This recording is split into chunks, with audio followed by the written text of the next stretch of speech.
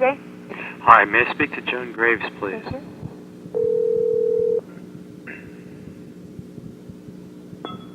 Hello. Good morning. This is Don Borchers calling for Joan Graves. Oh, good morning, Don. How are you? Is this Joan? Yes, it is. I'm fine. Thanks for asking. Good. How are you? Good. Now, let's see. You are... I have the movie over there entitled Jailbait. Right. And I understand y'all watched it yesterday? Yes, we did. And, I talked to Jeff McFarland, told him there were a couple of areas in it that were too strong. The oral sex in the hallway and that one... I'm trying to think where I even have a scene with oral sex in the hallway. I'll tell you exactly where it is. It's in the first reel, I think, at the end, and as the young girl is escaping down the hallway from the shooting, right, she walks by a couple. There's a couple in the basement. Or the basement. Yeah, she's looking down the steps, and he's kissing her stomach, and she's laughing. It doesn't look like her stomach. Well, look at it again. Well, I was standing there. I know exactly where she's kissing. I can blow it up for you and point to it. I don't know what you mean by when you say to me, it doesn't look like that. I know what it is. You know what? If you're having a... You know, movies are illusions, and yes. Everyone in our group didn't have that impression, which is why we voted the way we did. If you would like Mr. Hefner to see it, I mean, if it's one of those things where you don't agree with us, let's have him see it and take it from there rather than you're being upset with our perceptions. Well, do you rate based on what the film actually is or what you all perceive it to be? No, we rate on what we think that what we think parents will, you know, truly, Don, if you're upset with it or don't agree with it, then we have a procedure in place for that, and that's to have Dick take a look at it right away, because we're really not interested in conflict, and we want the right rating for the parents, and if you don't agree with it, then we'll have him take a look at it. Well, and he might say, what are you thinking of to us? I mean, you know, just like you are. But you think that if this scene was shortened, that it should be permissible then? Well, when I talked to Jeff, that's what I thought. After there were two views of it, and they went on for a while, and I thought if perhaps there was just the idea rather than the length, it would go. Well, this is what I'm trying to understand, because clearly I've been through. This is the 21st film I'm producing, and I think so highly of this film that I've not only put my name on it, I put it on 3 times. I put it on as the production. Donald P. Borchers Production. I put it on as the author of the original story, and I put it on as the individual producer of the project. I'm very proud of this film. I wanted very much to make a film that, unlike some of my more recent entries, would have a commercial value in the marketplace, but most importantly, would make a statement that's very dear to me as I'm officed on the corner of Hollywood and Vine, and as I walk through my life, I see this day in and day out. I wanted to make a film that, unlike major studio entries that glamorize the plight of the runaway to Hollywood. Right. I made all of my art choices to downgrade every environment that the girl ran into. She doesn't like Pretty Woman wake up in the lap of Richard Gere's suite. Right. This girl wakes up on the street with a guy taking a piss next to her.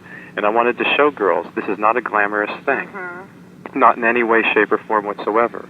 At that particular point in the story, I wanted to trap her and show that, you know, your first night at Hollywood, you might end up sleeping in the middle of a rat hole. Right. Why? Well, because if you turn to the left, some Hispanic drug lord gang fight, you'd walk in the middle of that, and if you go the other way, the standard business of the street would would repel you. Right. There's no question that I want to make a very hard-hitting film. Through Crimes of Passion, I learned very much the procedures of the MPAA as they were explained to me articulately by a number of wonderful individuals over there who talked about shooting below the waist, which I didn't do in either of the 2 objectionable shots, which talked about thrusting, which I didn't do, and all of the little hints I ever got. I look at movies, you know, that show Kevin Costner's naked but from the rear, and I say, okay, you know, it's the frontal that... And I get so confused with the messages that are sent out. I look at movies like Rating Game. Well, actually, it's not nudity per se.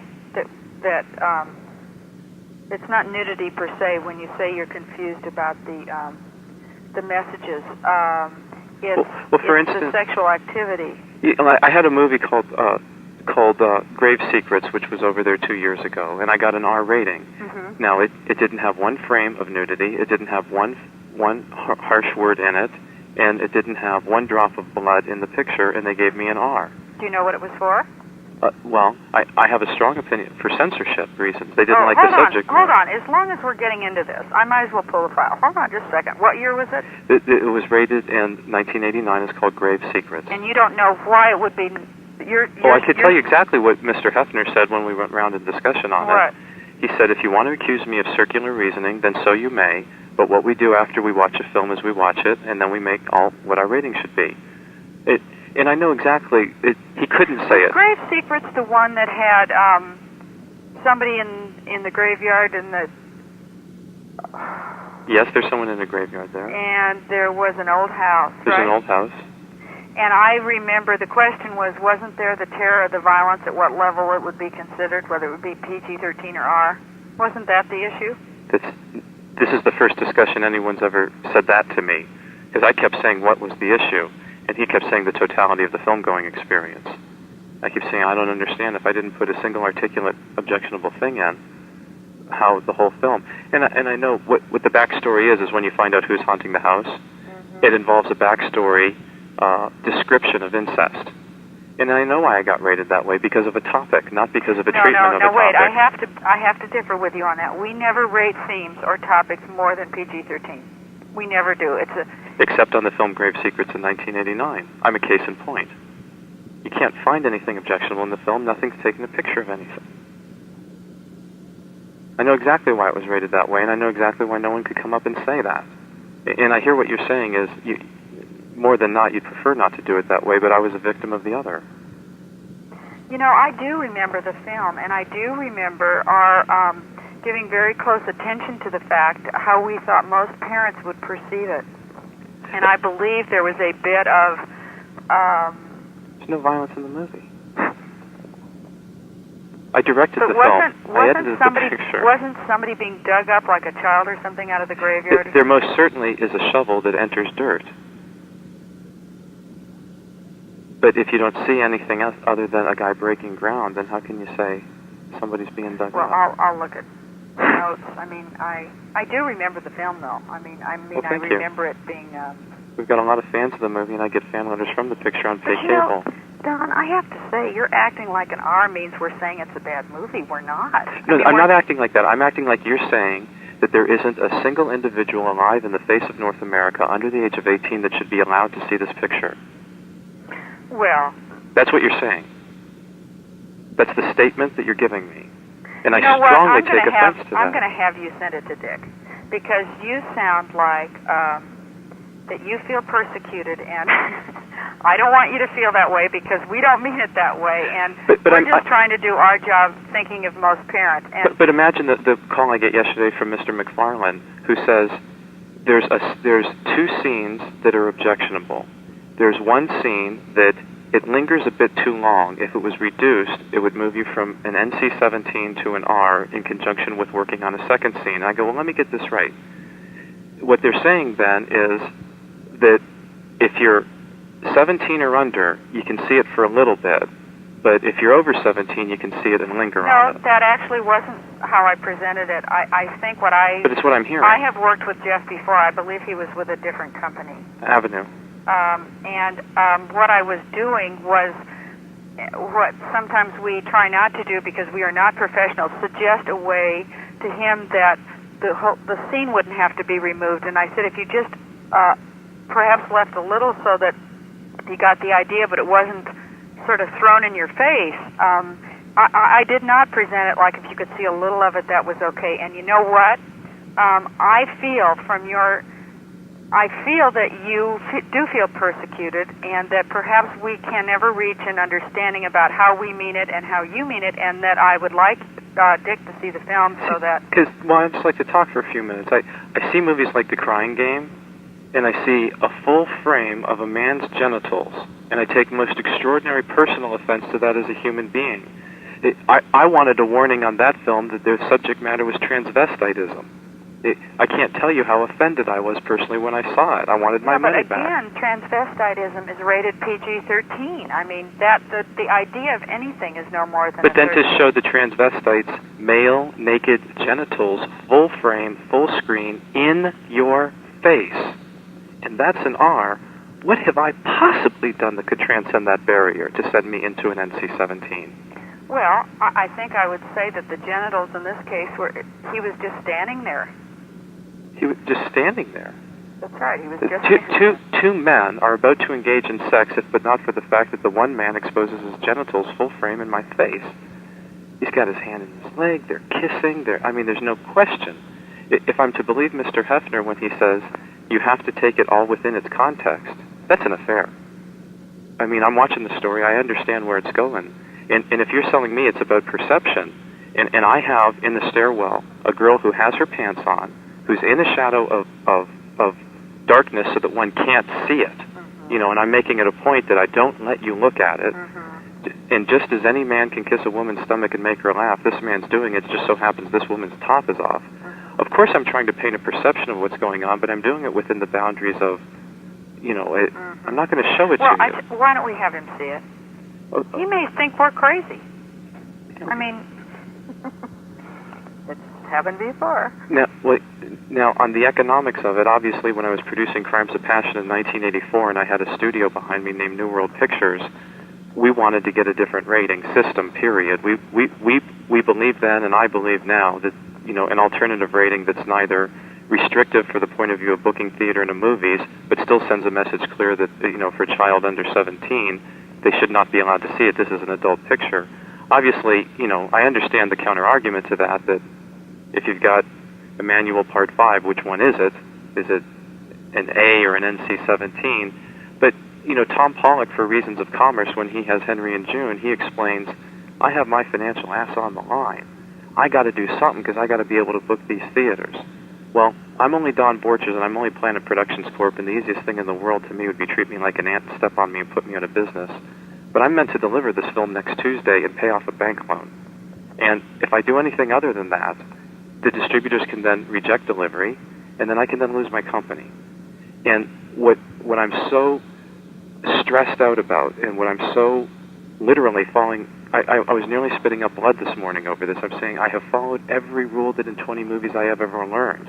The two scenes that are being criticized, in the one scene I have a man kissing a girl's stomach and she's clothed and her breasts are simply jiggling a bit. And in the other scene I have a man from behind, so that I don't get into any issues of frontal nudity, rubbing his belly against a girl's middle back area. And now I'm told that there's penetration. For Pete's sakes, I'm not a panderer. And if you look at the Laws of Phoenix, the guy couldn't even penetrate at that angle physically. We didn't say it was penetration. We say it gives you the impression. Well, it's against the Laws of Physics that it could happen. Look at Don. Let's have Dick see it. If he doesn't agree with us, you're home free right there. If he does... Can I have him see it this afternoon? No, he's in New York. See, how am I supposed to come up with the money to get... I'm broke. I live in a month-to-month rental apartment. I lost everything on Grave Secrets. I attribute it principally to the rating. They took my house. They took everything I own. I have to pay off a bank loan. I have to pay it off on Tuesday. These are my problems. They're not yours. It's incomprehensible to me that this is getting to this level. I've made a film that, in the scheme of looking at movies like Body of Evidence and The Crying Game, this is a very tame picture. We were very concerned that the distributor would accept the film because it's too soft. Too soft? You're afraid that Skouras wouldn't accept it because it was too soft? Paramount Video, they were looking for a much harder-hitting picture than this, and I kept saying, I'm making a film, it has certain points, it has certain statements, and at the end of the day, you've required me to rate this R. I feel that I have a certain amount of expertise based on numerous discussions I've had and guidelines that have been discussed to me over and over again, and I don't understand what I've done wrong here. These aren't... You take the scene with the black man and the white girl. I think y'all are reacting to the fact that he's black and she's white. No, I can get one to you, though. No, I'm not, I was thinking of Dick.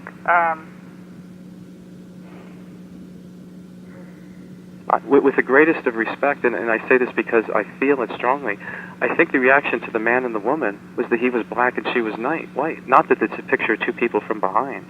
Now, Don, that doesn't follow. If you're going to give us the argument that you think our other film we didn't rate correctly because we're transvestites, now you're making a deal out of black and white, just doesn't wash with me, because I know it's not true. Just doesn't wash at all. We didn't tell you to take that scene out. We just said to take the below the waist part out. But that's another thing that confuses me. From my point of view, I have not started it below the waist. I mean, I don't know how high. If it's, you could just. I'll tell you what. Let me see if I can get in touch with Dick and find out what his schedule is. Okay, and I'll call you right back. I look forward to that. Let me take your number. It's 213-467-3838. Okay. And there's no question that this has caused me an extraordinary problem. Why do you have it rated at all? Well, you see, it's a funny thing how the American theater system works, and I'm surprised that you don't understand this, but I'd be glad to explain that question to you. There's approximately 30,000 screens in North America. Virtually every single one of them requires that the film be rated.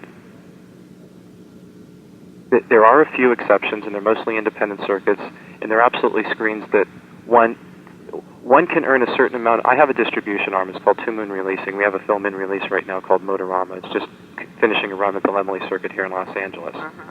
They're screens that you can actually play, and they do business no matter what film. Hi, this is Don Borchers. Is Joan in? Hi, Don. She's not.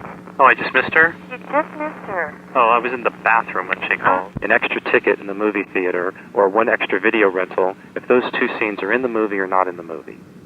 It's not an issue of commerce with me. It's an issue of artistic and political statement. I feel strongly that that girl has to see that this is unglamorous. There is nothing attractive about that scene in the stairwell. Maybe an adolescent could be titillated by it, but when a girl is making a decision of, screw it, I'm going to get on a bus, and I'm going to try out this lifestyle, and she's not thinking it through, and she doesn't have her finances organized, and she sees that, she is not going to find that attractive, as you all didn't find that attractive.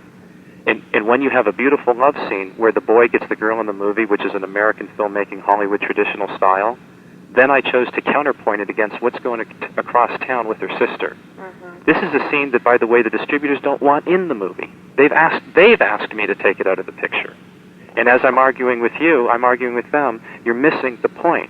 If you just let the girl sleep with the cop, then you're going to end up promoting a 17-year-old infidel. I mean, geez, it's such a fine line when you make a movie with this title. The whole point is to say, don't be like her.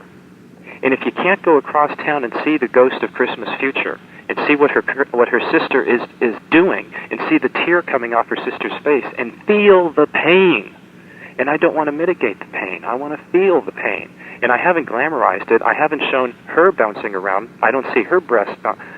I've taken a rear approach, and I've just pushed in to the point of her face. I've started with pain, and what I submit to you humbly is what you were feeling as an audience is what I'm trying to make you feel. I want you to get uncomfortable there.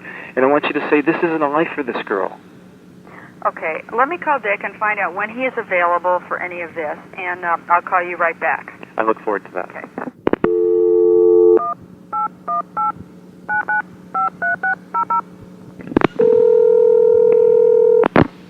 Motion Picture Producers? Hi, may I speak to Joan Graves, please? Sure.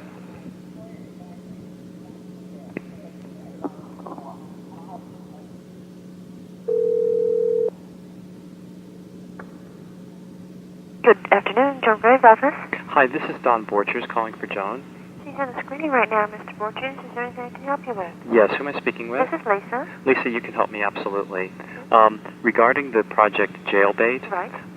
Mr. Jeff McFarland at Scorus Pictures just called me and recounted a conversation that he said with Joan Graves, saying that I should coordinate with Dick Hefner's assistant in New York, Daphne, to get my print there so that Mr. Hefner can see it. I called, and the gentleman who answered the phone said that he doesn't know anything and he can't, and they're closed and all that. It's after hours. Well, I was just given this I called within, say, a minute of getting the message on what to do. Joan told me this morning that I would hear sometime today on what to do, so I'm calling you to find out how I send a print to New York. Okay. What we're probably going to have to do is set up the screening before we send the print. I don't personally know exactly where they can screen it. Let me check. Can you hang on a moment? I sure can. Thank you, Donald. Donald? Yes. Thank you for holding. Joan said she was aware they probably would be gone, and it's something that we'll have to speak to Daphne on Monday and set up the screening from that point. So there's no way I can get it to New York for Monday? No, they won't. Because we don't know how to send it there. Yeah, they won't be able to do it before Monday, and exactly where to send it and where... Wouldn't I just send it to Daphne? not that I'm aware of. I don't know Okay. if they would have to set up a screening and a place to actually screen it beforehand. They don't have screening facilities. Could you give me the approximate time frame that it would take for Mr. Hefner to see it? Are we looking at a couple days or? I would say if you speak to Daphne early Monday and they can set something up right away. So this is a next week thing? Yeah, definitely an early next week thing. So on Monday it's just a question of getting it there overnight? Question of setting up with something with Daphne. Do speak to her first before you send anything. Mm-hmm. Because as I said, I don't know exactly where she'll want you to send it, and exactly when. Okay. That is something that's, set up directly through her. Mm-hmm. Okay? Okay, so I'm calling Daphne on Monday. Yes. Thank you. You're welcome. Bye-bye.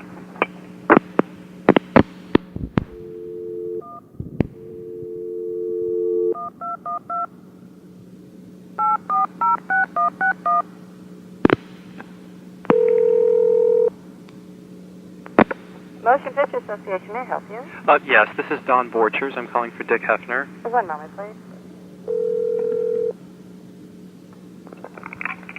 Good afternoon, Mr. Hefner's office. Good afternoon. This is Don Borchers calling from Los Angeles for Mr. Hefner. Mr. Borchers, Mr. Hefner is not back as yet. May I take a message? Yes, I'm at 213 213 467 467 3838. 3838. I'm the producer and owner of the film Jailbait.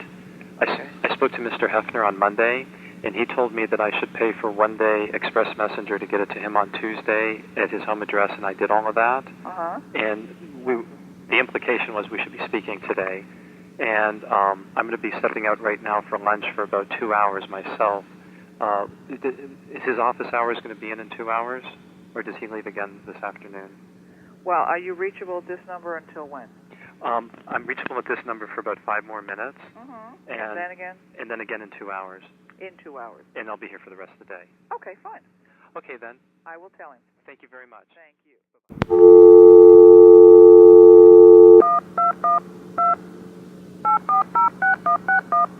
All my conversations with the MPAA tape recorded.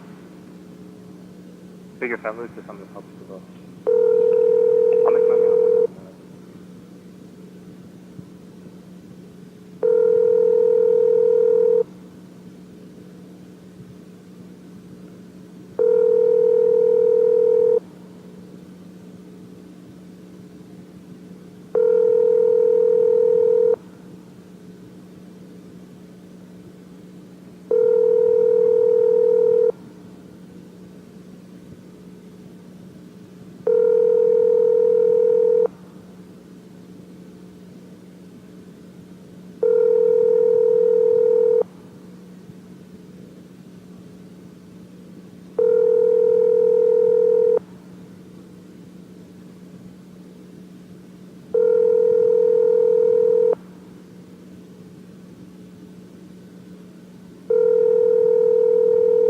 Motion Picture Association. Hi, Richard Hefner, please. 1 moment.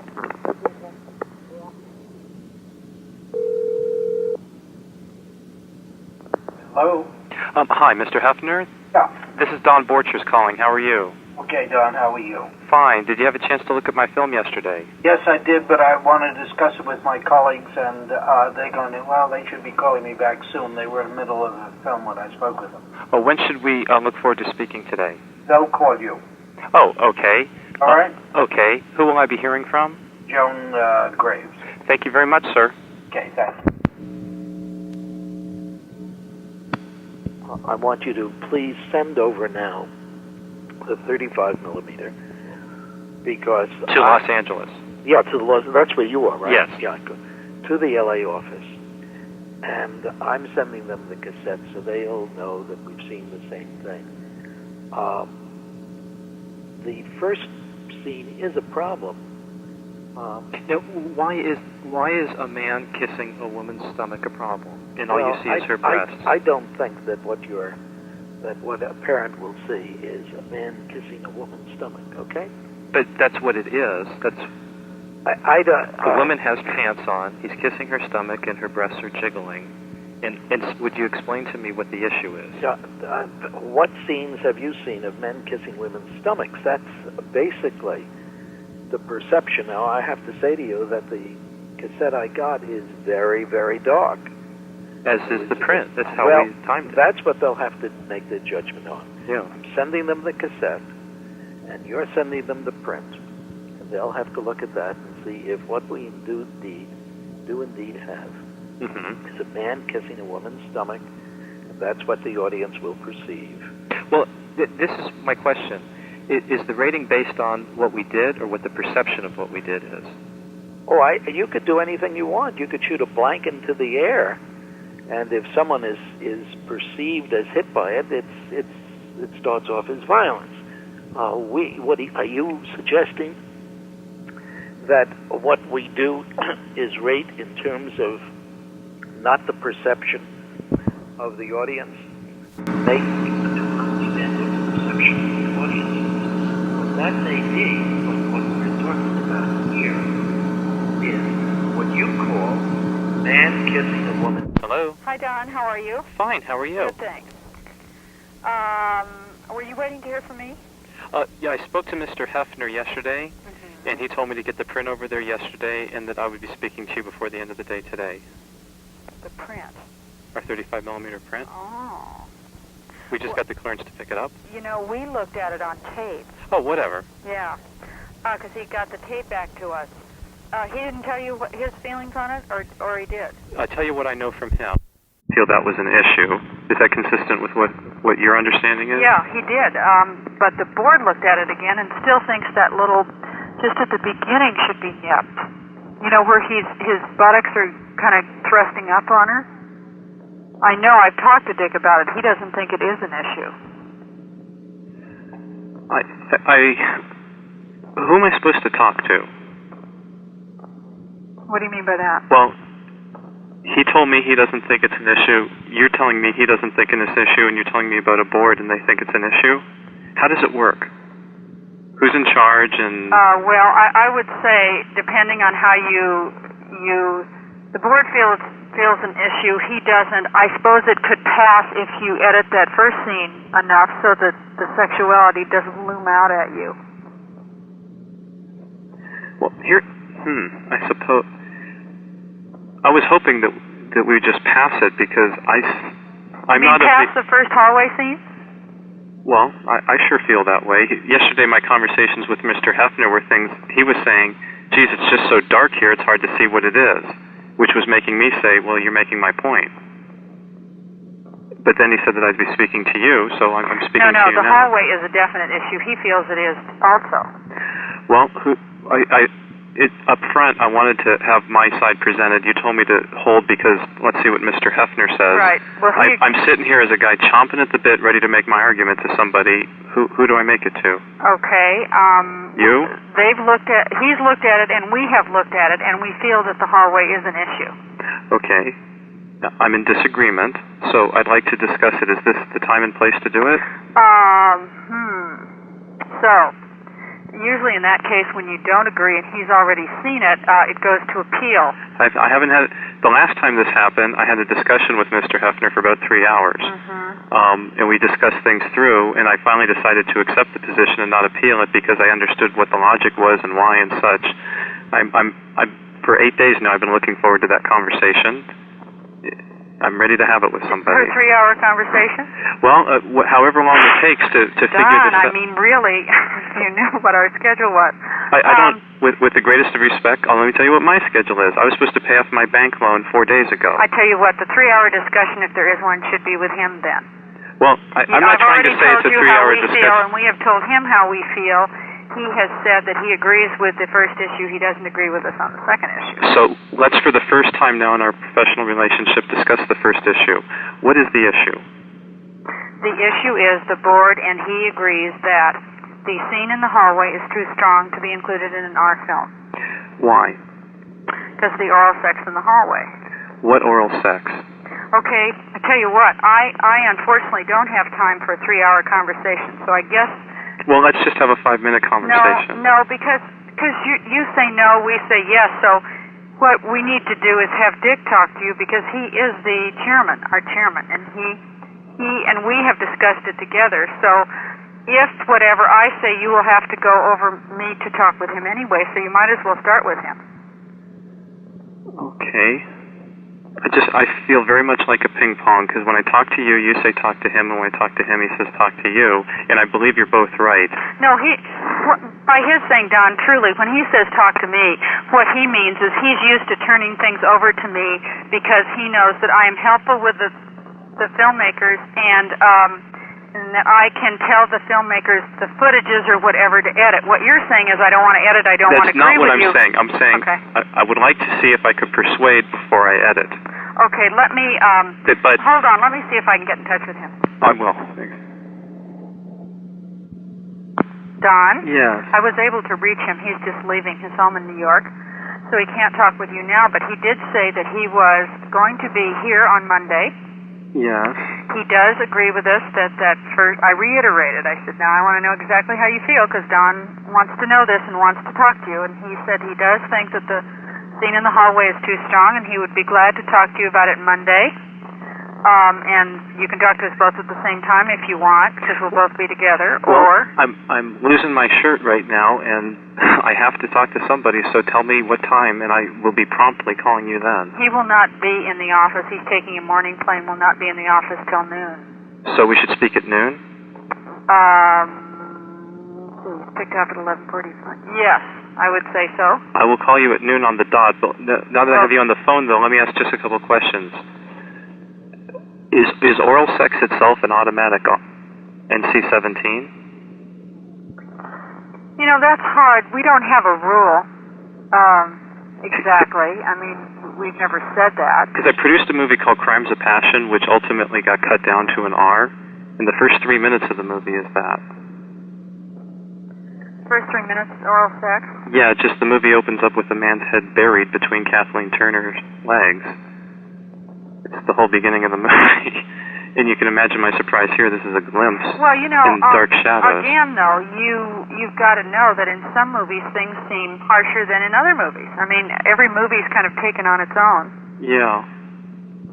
I don't remember Crimes of... How long ago was it? I made that movie in 1984. Oh, I probably didn't see it. So let me get this right. If a certain amount of that scene was deleted, the movie's an R, and if it stayed the way it is, it's an NC-17? Yeah, I think that the board feels that it's strong enough to put it there. And if I was to take this information and make it extraordinarily public to media and everyone, that version A and version B, that's the difference between an NC-17, you'd hold your head up in pride and honor and say, we stand by that decision? Well, I'd have to have Dick speak to that subject, because he's the one that does represent us. On appeal or whatever. No, my issue wasn't appeal or whatever. My issue is that's the position that you would hold as a banner on behalf of the MPAA. Well, Don, banner, you know what we're here for, right? I do. We're trying to represent a film to parents by putting a rating on it so that they won't be surprised or horrified when they get in and think the country needs censorship because somebody needs protection. And by putting a label on something, a rating on something, the system was devised to alert parents of a certain degree of content so that they wouldn't be outraged or surprised. I agree. Therefore, not eliminating anything. I agree. Okay? What I don't agree with is that my film should be anyone under the age of 18 with the consent of their parent should not be allowed to see.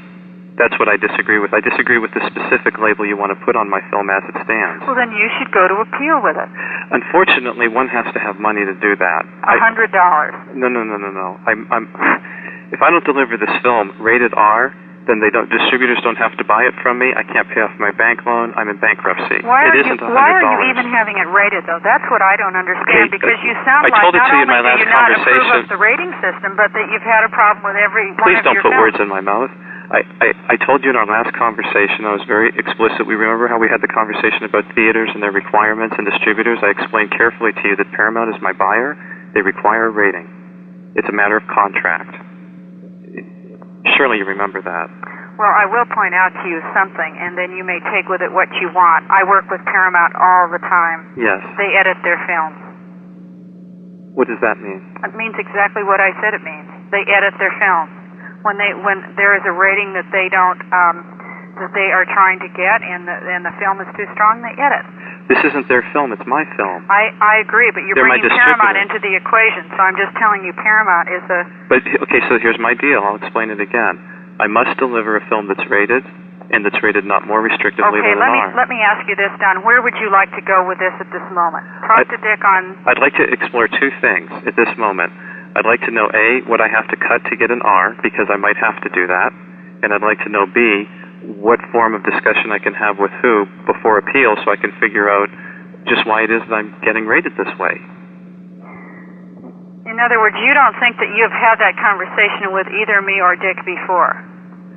With you, I feel that the bottom line to all of our conversations is that Dick's the guy. And with Dick, I feel the bottom line to all our conversations is I should talk to you. Well, let me explain again my position with why Dick turned you over to me. It is the way we have worked before, since I sit with the board and listen to their comments and know why they have voted a certain way. Usually I am able, better than he, to explain to the filmmaker what part of the film is causing our concern. And that is why, and only why, he turned you back to me. He is perfectly willing on his own to speak with you. That is not, he's not trying to avoid you. It's just that usually, and the fact that he will be out here next week, we do have the tape. We could certainly look at it with him and be very specific to you in our conversation at 12:30 or whenever. Okay, that would be very helpful, because if I got to cut this down to an R, there's no question I'm going to be damaged and hurt by this, especially over an issue I disagree with, but I got to do what I got to do. There's no question that I have to deliver an R, and there's no question that for 8 days I've been sitting waiting for this process, and I'm losing money like crazy on it. I don't have any money to lose, and I'm losing it. So you don't know right now, though, as we sit here, what one has to do to cut it to an R. Well, I'm not an editor. All I can do is pinpoint the scene to you that's causing the concern. I'm an editor, but I'm not a censor, so I don't know what's being censored out. I'll tell you what, best thing to do is talk with Dick on Monday then. Because we're going around and around the palm tree, and see, when I hear that it's dark and that you can't see, and that's what I'm hearing from... You didn't hear that from me. I heard it from Mr. Hefner. Right. Well, he's the guy you told me I'm going to talk to. Well, do you know which part is objectionable? Well, I tell you what, we'll look at it all together with him on Monday. Do you want me to come over there at noon? What? Do you want me to come over there? No. I mean, the board will look at it with him on Monday. May I request, may I be present? Well, no, we usually don't do it that way. Usually don't, you absolutely don't do it that way? Well, I mean, we've never done it that way before. It'd be precedential. It's just that we don't usually have anybody else in the room but the board when we see films. Well, I'm requesting, may I be there? Tell you what, why don't we deal with that on Monday when we talk to Dick? Okay, Okay, so we'll be speaking at Monday at what time? His plane comes in at 11:45. He's usually here within 20 minutes. So I should call you about 12:15? Well, to be safe, 12:30. You'll have a phone call from me promptly at 12:30. Okay. I thank you for your help. Bye. Bye-bye.